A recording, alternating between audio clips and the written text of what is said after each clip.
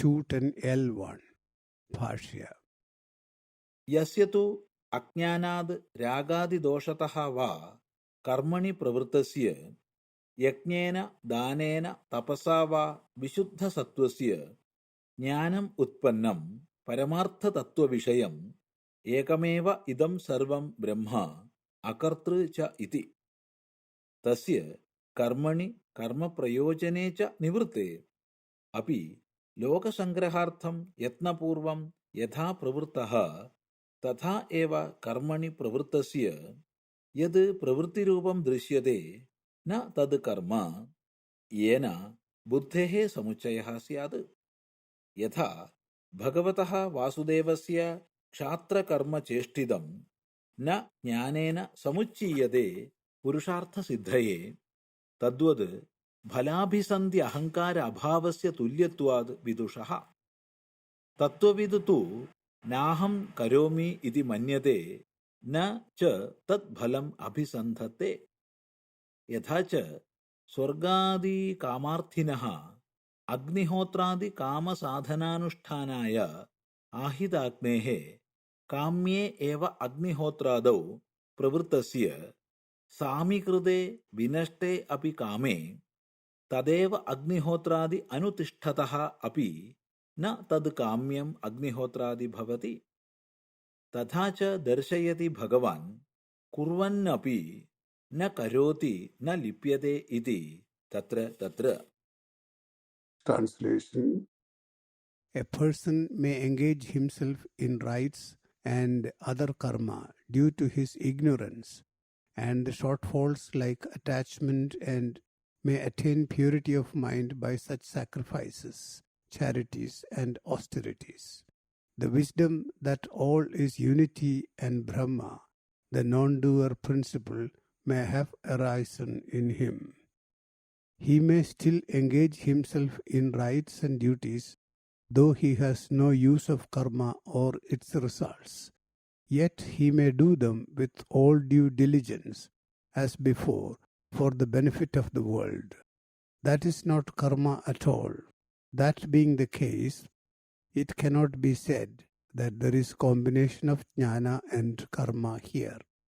Just as we cannot say that the Kshatriya-like actions of Bhagavan Vasudeva are karma combined with jnana for obtaining the goal of man, namely moksha, so also we cannot say that the jnani combines in him karma and jnana just because he has no desire for the results, nor has the feeling of I.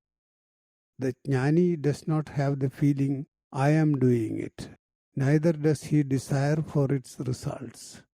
Suppose a person lights a fire to start an Agnihotra rite, desiring its results, and midway through he loses his desire for its results like attainment of heaven. He may continue to do the rites, but his continuing will not be for his gain. Similarly, it is in this sense that Bhagavan says now and then, quote, though doing, unquote, quote, not getting tainted, unquote, etc. 210L2 explanation. The critic might still ask, what about the jnanis who still do rites and other actions? Can it not be said that in their case jnana and karma coexist? Shankaracharya anticipates such a criticism and meets it here. He traces the progression of an ordinary individual from ignorance, ajnana or avidya, to knowledge, jnana or vidya. Every individual is complete and full, but does not know it. Out of this ignorance, he desires to make up what he thinks are his deficiencies. He hankers after worldly things like wealth, position, children, etc. Gradually, he becomes aware of the futility of such possessions and feels that nothing in this world will remove the feeling of incompleteness and bring him complete happiness. He then wants to attain otherworldly things like heaven, the world where the gods live very happily. For attaining that, he starts doing good deeds like gifting, yajna, and other rites prescribed in the scriptures. He may practice austerity and sit in contemplation, doing tapas. Though he does all that with submission to God and in an attitude of prayer, it is all for getting some results. He has not lost his desire. It has only shifted its focus from this world to the other. He is still doing result-oriented karma, only its nature and objective have changed. However, these good deeds may purify his mind and make him listen to wise words more, ruminate over them and absorb them. Slowly but surely, the realization comes to him that gods and heaven too will not last forever. The gods are born, and what is born will die eventually. The pleasures of heaven are different from the pleasures of earth only in degree and duration, and not in kind. Such pleasures will come to an end along with the gods in the cyclic appearance and disappearance of names and forms. For all these changes to take place, there must be a changeless basis, called by different names like Paramatma, Brahma, the Self, etc. The preferred expression in Vedas is that. The seeker ultimately realizes that, the ignorance which was covering it gone. That is the truth, the only truth, and there is no other. In that non-duality, there is no doer or doing. He also comes to know that it is nothing different from his self. He feels within himself the meaning of the great Vedic expression, "Thou art that," Tattvamasi. He thus realizes his completeness and no longer desires anything.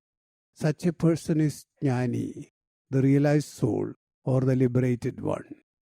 210L3. Such realized souls may continue to do karma. Some may perform rites, some may teach or do other services to the society. Yet others may continue to do the karma they have been doing. They do it for the welfare of the world. They have nothing to gain or lose. Their actions are not tainted with any desire, nor do they do it with the feeling, "I am the doer." Therefore, they are not karma in the normal sense of the term. Bhagavan himself is the best example. He has nothing to gain or lose.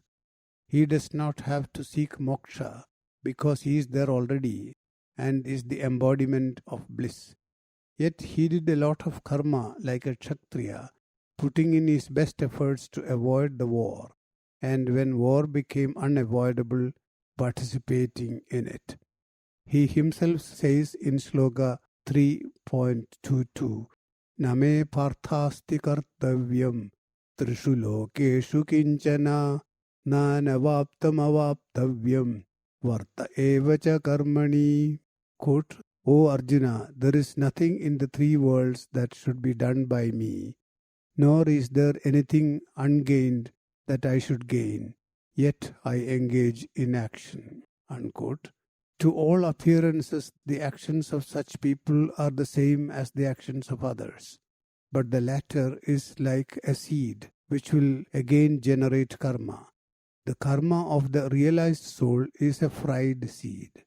Though it will look like any other seed, its ability to generate further karma has been destroyed.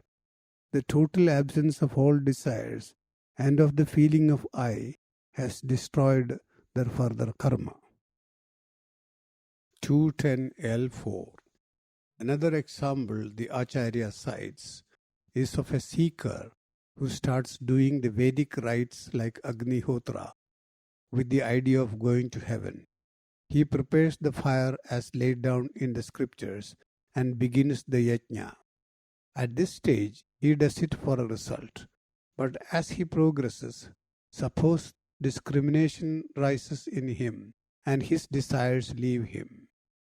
He may continue to do the yajna, but that is not for any benefit for himself, but for the benefit of others like his disciples or for keeping up a tradition. then the yajna does not bind him to the karmic path because he is already out of it. These examples show what Bhagavan meant when he says in Shloka 5.7, Kuruvannapi na lipyade, quote, though doing it he does not get tainted, unquote, and Shloka 5.13, Naiva kuruvan na karayan, quote, neither does he do nor does he make others do, unquote. There are many other statements like this. Thus it is well established that even when the realized soul does karma, there is no combination of karma and jnana.